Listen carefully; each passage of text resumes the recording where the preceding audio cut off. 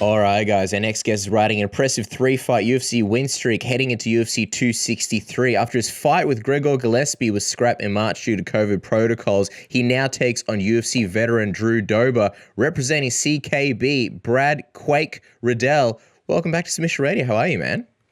Glad to be back. Been good, bro. Been good. Been had ups and downs this camp, but yeah, all good now.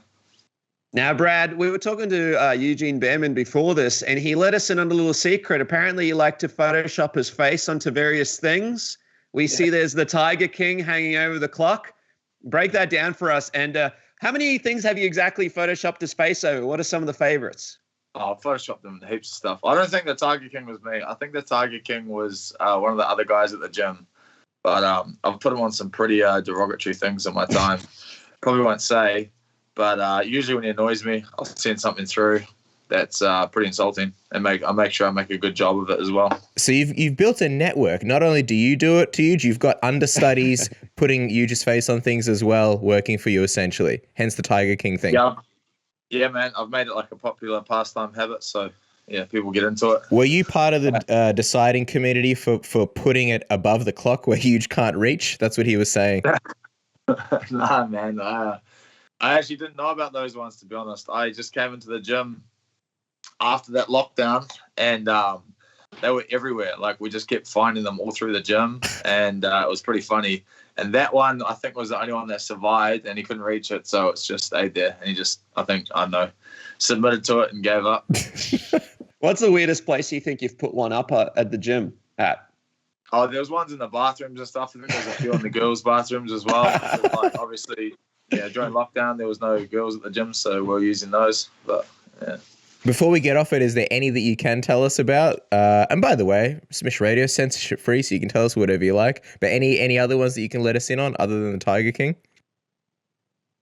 Nah, because I know America's pretty sensitive about like, views on things and political views and stuff. So New Zealand, we're pretty slack about that.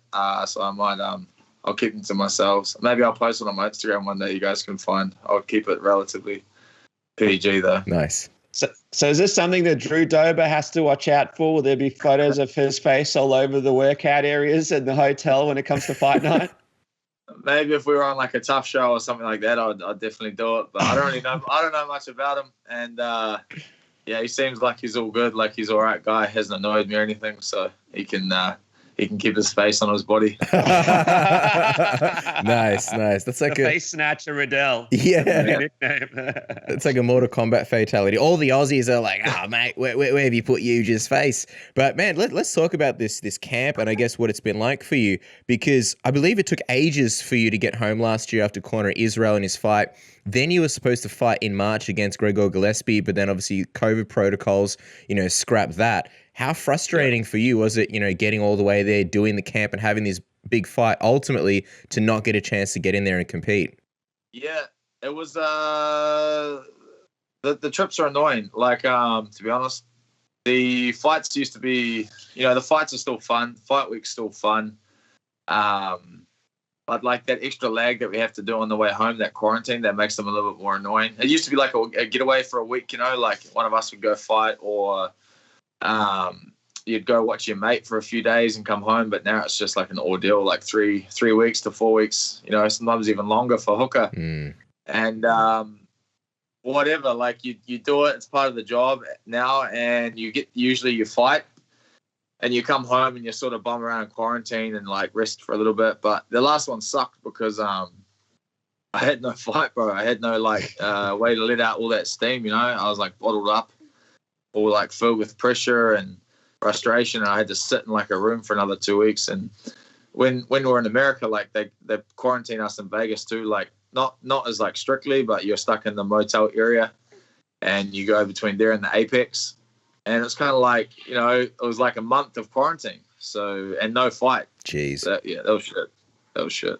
So is it a situation now where you just have nightmares about these planes? I mean, me and Casper have experienced the grueling flight from Australia to America many times, but you having to be stuck over there with no fight. And then before that, you were stuck over there as well, weren't you? You guys only made it back by Christmas or something with Israel and the guys as well. So that's 2 times you've been over there with no real sort of fight. Yeah.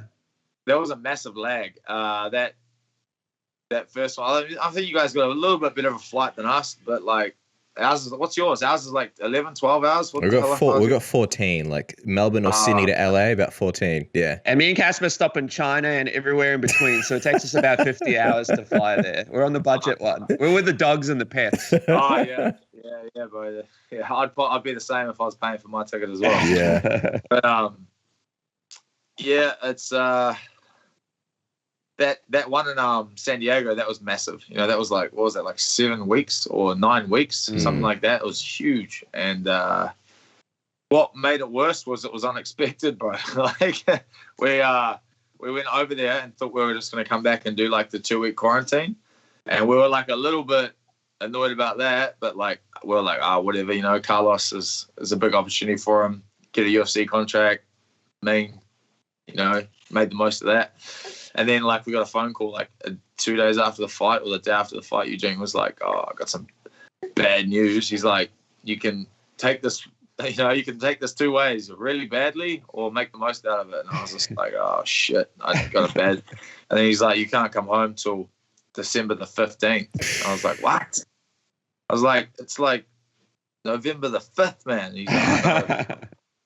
So I was like, fuck, where do we go? Like, what do we do? And then we had some mates down in Atos and, you know, San Diego. So we bounced down there and went and grappled there for 5 weeks. So that was pretty cool. That definitely made it way better, man. Like, the people we met in San Diego, they were dope. And the people at Atos, dudes, man, they were all awesome, man. So they definitely made that lag way, way better than it, you know, could have been. 7 weeks in Vegas. So that would have been shit. So as soon as you got that phone call from Eugene, you heard the news instantly on Photoshop, putting his face on something, right? On everything. It wasn't on heads either, but it was mainly on asses, I'll tell you that. So with all the steam about to erupt, how's the training been for Drew Dober? I almost feel like you got a few bolt-ons with the time at Atos, just working on your ground game and grappling, and I guess that's kind of, you know, piggybacked into this camp. Yeah, man, like that Atos gig was kind of ideal for that fight that I was lining up for, Gregor. Especially after that last fight, you know, it looked like the jiu-jitsu scrambles really worked against him, you know, for like a while. Like that looked like a bit of a hole in his game. So, you know, I think that would have gone really well, that fight for me. And now I guess I just got way better at grappling. So now I've just got more tricks. Yeah, like you said, more bolt-ons, more shit to use in the fight against Drew. Like I've obviously been striking for a very long time, so that's not really a concern. And now I'm just going to add some grappling to it. But yeah, man, it's going to be a dope fight. You know, I only watched Drew the other day. I hadn't watched him all camp. I just watched him last week, and I was like, man, this guy like really likes to come forwards and fight. So yeah, that's sort of what I like as well. So it's going to be cool.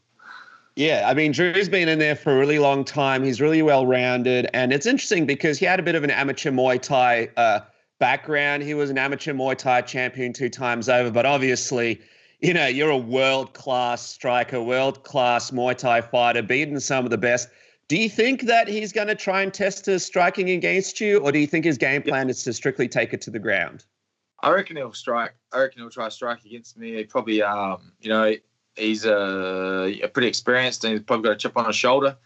Probably wants to prove that he's a good striker, so I assume that he's going to stand there with me. He might shoot and wrestle. Who knows? Like, you can change your mind last minute, or if it's not really going that well for him on his feet, if he's getting that classed, he might start shooting. But, you know, whatever. I'm pretty keen for to just fight, man, just for it to go wherever. Like, I want to get in there and have a fight. You know, a guy had like an analogy the other day on a radio station. He was saying that like fight camps are like shaking up bottles of fizzy drink. You know, like you shake up the whole camp, and then the fight you like pop the top and it blows off, and that's like the fight. But like my bottle got shook up the whole camp, bro, and it never got opened. It just sort of like fizzled back into itself. So that's kind of how I feel. 100%. There's a lot of innuendo in this interview. I feel very, very erotic. If anyone's taking notes, but no, in all seriousness, yeah, even my hand gestures. My bad. all good, man. All good. You know, the MMA demographic is all guys anyway, so you're just endearing yourself to people anyway. We know what Brad is talking about. Let me go away for 15 minutes and listen to this interview later. What is it that you like about those fights, though? You know, like a guy like Drew, who you reckon is going to come forward, and it's going to be, I guess, if all goes as expected, it's going to be a bit of a war, right? What do you like about that? Just kind of standing toe to toe with someone like that. Well, mainly I like to test myself. You know, I'm sure a lot of people always say that, but I actually kind of mean it. I feel that the lightweight division is so deep, you could spend your time, you know, not even getting close to the rankings, having all these wars with these dudes, but or, you know, you could also spend your time like picking much easier fights and never really getting to the top. So what sort of appeals to me about Drew is that he's always game. He's always in there to fight. Like some people get in there and they have good fights if the momentum's going their way. He seems to sort of like get stuck into it regardless of whether it's going good or bad. And so I really like to fight people like that. Like they always bring out the best in me. When I feel like the level's a little bit lower, I tend to coast sometimes. Mm-hmm. And I feel like Drew's not really that guy. I feel like even if it's going bad, let's say I'm like towing him up on his feet and stuff like that, I feel like he'll still just keep coming forwards and trying to win that fight no matter what. So that's why it's going to be cool. That's why I was excited to fight Gregor too, you know, because he's like that too. He's a gamer. Yeah, I was bummed when that fight fell out because that was a really, really good matchup. But this is a pretty good kind of replacement. Yeah. You and Drew, oh man, it kind of has fight of the night written all over it. But I'm just wondering, sort of going back to the analogy of the fizzy drink, does that affect things in any way? I don't know, just like mentally, like if you've had all this pent up sort of, steam from the training camp and then you're going in, do you have to be extra cautious to not, I don't know, kind of like blow the load early on? Do you have to pace yourself a little bit more just because you have that pent up steam? Yeah, like it is pent up, bro. But like I'm very experienced, and I've been not in this exact situation before. Like I haven't had a fight of this magnitude cut on the day, 8 hours before the fight. But I've had fights pull out very close to it, and then had like another one a little bit later, and managed to still stay really composed and professional and still get my thing done. But, if I get the opportunity to let some shit go, I'm definitely going to. If he stands there a little bit too long and covers up, I'm going to let some shit uncork and get some frustration out. But, I'm always very fit when I fight. So if I do that, it's not really too detrimental to myself. Drew is a guy that a lot of the US fans have known and seen fight for a really long time. Obviously, you're coming into this fight on this win streak. What do you think a win over him does in terms of, I suppose, for the fans who haven't really seen you in action in other parts of the world outside of New Zealand, who haven't maybe taken notice of you and what you've been able to do thus far in your career? What do you think a win does for you? Well, that's definitely going to widen the American market a little bit for me. It's going to put me on their spectrum a bit more, and it's obviously going to put me in the rankings. I think he's ranked 14th. People keep saying because there's been a bit of shuffling going on in the lightweight division, so it'll hopefully put me in the top 15 as well. So it's a very, very appealing and advantageous win for me. If I get this done, it's looking good for the future. I get to just keep chopping my way up this tree, through these 14 other monsters that are in front of me. So yeah, mine is Dan, of course, the teammate, but everybody else in the division is on notice. You've had a good run in the UFC. You're on this win streak, but you haven't been able to fight as frequently, I believe, as you would have liked. Take us into that a little bit. How much do you really want to, how active do you really want to try and stay per year? And what are a couple of those things outside of crazy COVID protocols and having to be stuck in different countries for long periods of time? What are some of those other things that have sort of slowed down the frequency of what you've been able to fight at the UFC in so far?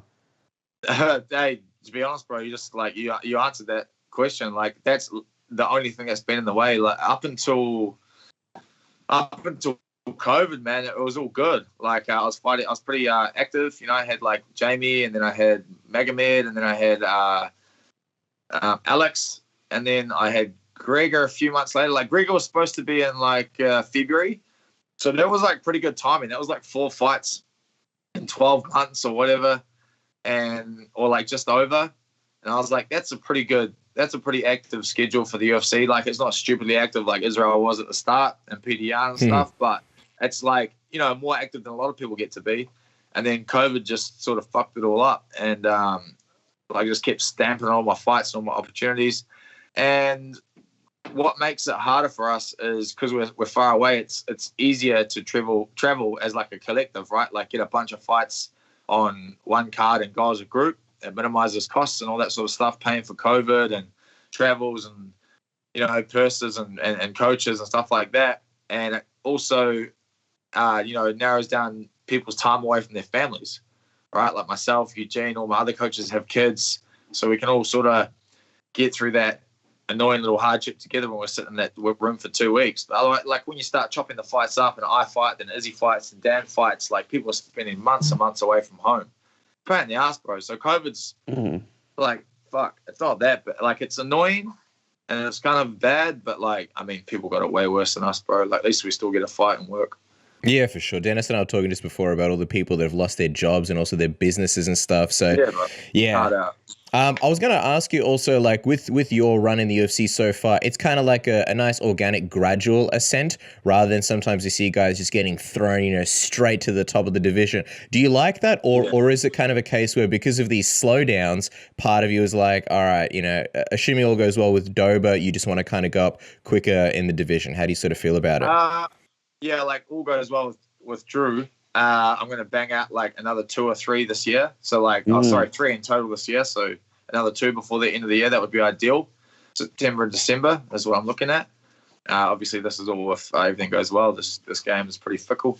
But I think the way I was going was like a really good ascent. You know, I was fighting really hard guys that were like, had really good skill sets and, you know, general MMA, like, although predominantly wrestlers. Jamie was like a little bit of everything.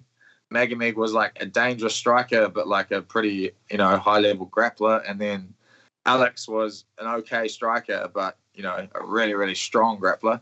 And I sort of like ticked these boxes by chewing through each of these guys. And so I was like, you know, building that confidence, like, yeah, I am at this level. I am collegiate. I can grapple these dudes, no problem. And then Gregor was like my pinnacle test for my grappling.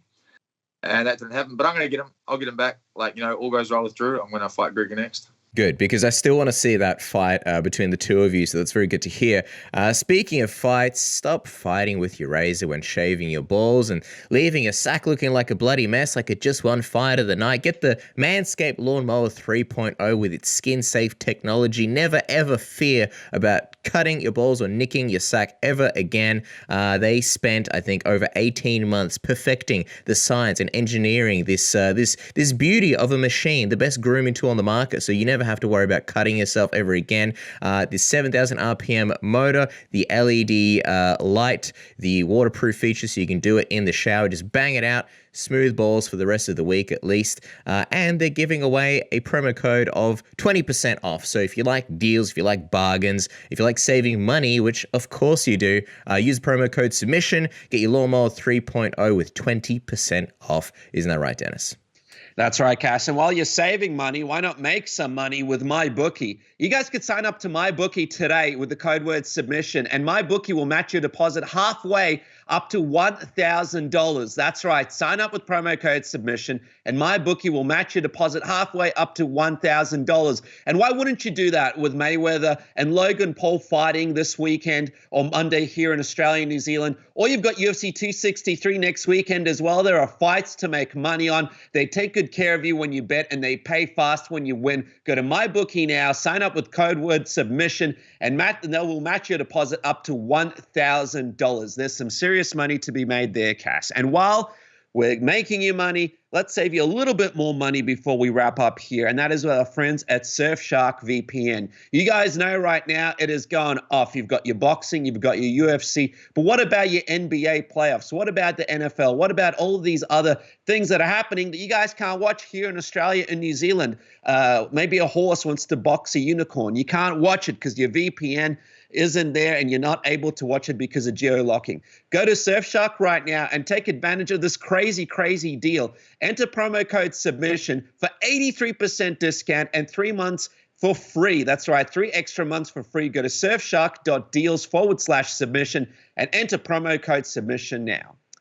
I was going to say as well, Brad, I mean, lightweight right now, it's just on fire. There are so many great fights, and especially with the skill set that you have, it's like fight of the night after fight of the night, fight of the year after fight of the year. There's a bunch of really great opponents. I'm just wondering, eventually, when you do sort of make it to the top of the division, what is the dream fight that sort of stands out to you? I mean, there's you and Gaethje, you and Ferguson, you and Oliveira, all these fights that would be super exciting. Is there one guy that you think about and you go, man, that would be an absolute scrap? Maybe one of the fights of the year? Yeah, I think Gaethje or Michael Chandler, those would be some bangers. Ferguson kind of appeals to me, but not like, not heaps. I felt like we sort of had that guy's game figured out for quite a long time, and people just started to expose it now. He's very, very hittable. And if you're fit enough to keep moving and keep him away from doing that zombie walk down, you can just smack him for 3 rounds, 5 rounds, whatever it takes. He might stay standing, he might go down, who knows? And Gaethje sort of exposed that. And since then, it's sort of the blueprint now. But I think Chandler and me would be a mad banger. And Gaethje. In that case.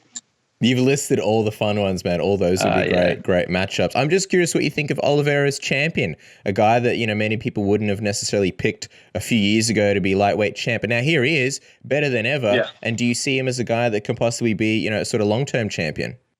Yeah, man. I think what a great champion. Why would you look at that? He's got a Cinderella story to that belt, man. And he's not a dickhead of a guy. He just loves fighting. He's been in the company a long time. And he's probably been underpaid a long time, and I hope he gets, I hope he gets compensated for his efforts now because, man, I think he's a really good champion, much better than McGregor was. He's just, he's a good guy to look up to. He's got an awesome skill set, and he just, he does his talking in the ring with his tools of his trade. So, yeah, man, kudos to him. Congratulations for that belt. Enjoy it. It's interesting, when you say better than McGregor, is it a case of, the trash? I guess with McGregor came a lot of money and stuff. I guess he brought a lot of interest to the division. When you say Oliveira is better, what is it about what is it about him that kind of works for you as a champion? Well, he's a better role model, right? He's a better person to aspire to be. Obviously, I'm not going to deny that if someone put all that money in front of me that McGregor has and said, have it for fighting, I'll be like, yeah, hell yeah, I'll talk the trash too. Yeah. To my opponents. But not the other shit he gets up to outside, man. That's not someone you want to look up to or you want to be like. Yeah. Well, one more thing. I wanted to ask you, Brad, also, as a high-level striker, I wonder what you're expecting from Poirier and McGregor, if you think Conor can sort of make the necessary adjustments. He seemed quite caught off guard by those calf kicks, and I know that's very much a staple down at CKB. That's something that you guys are very, very familiar with. Obviously with those guys, they're probably going to fight Oliveira next. Who do you see fighting Oliveira next? Probably Dustin. Hopefully Dustin. But I think, obviously McGregor's going to make some adjustments. He doesn't have the best track record once the fight goes longer. Dustin has a very good track record when the fight goes longer. And he's also proven that he's very durable, like the Dustin that he is now. And McGregor hit him with some pretty clean stuff, and he sort of just carries on and shakes off a little bit. And he's very patient when he fights. And I just, I don't know, man. I don't think McGregor, if it was the old McGregor, it would be a different story, but I just don't see that same hunger and tenacity that he used to have in him anymore. It's definitely an exciting time in the division. Now, you're going to be on this card, Brad, with Israel, your teammate from CKB. Usually you guys have about a billion fights on one card. This is a rare occasion where it's just you and him. How does it feel like to be on this card with him together? And also, will you try and get in the back and help him warm up and get ready if things go to plan against Drew earlier in the night? Oh, I definitely won't help him warm up. I'll go out the back and just watch him warm up. That's but man, I'll if all goes well, win or lose, man. Obviously not planning on losing, but like whatever happens, I'm going to go out there and support him. Like my gig will be done by then, and that'll be his time to shine, and I'll go and sit there and watch him and support him, bro. And yeah, hopefully we bring home those 2 wins. I can't imagine what it's going to be like for you sitting in the back watching your teammate fight. We feel anxiety when we watch, people we like fight, let alone someone like you who's, a genuine friend to Israel.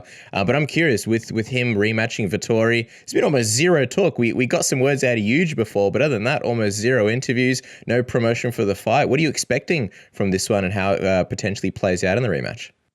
I think Israel's going to stop him, man. Either stop him or give him an absolute hiding. Like Izzy's track record shows against people that he doesn't like, he usually gives them an absolute hiding.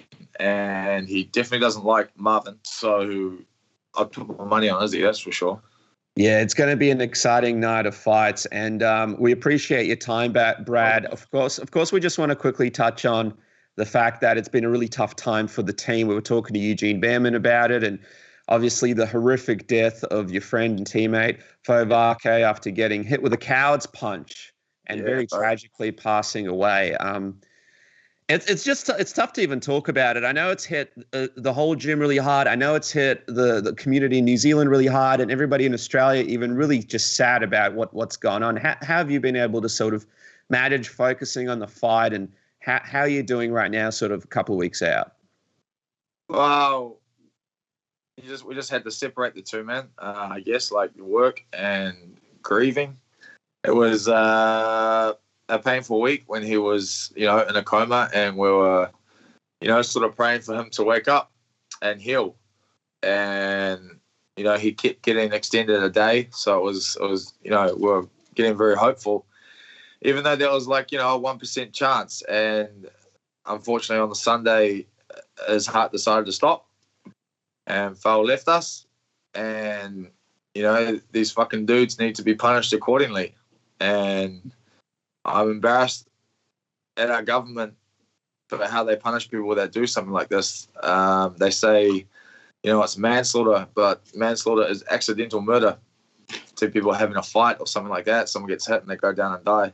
There was nothing accidental about this. This was an attack, and he was hit when he wasn't looking, and he died. So in my eyes, that's murder. Mm-hmm. And, murder should carry a maximum penalty. So these guys should go away for life.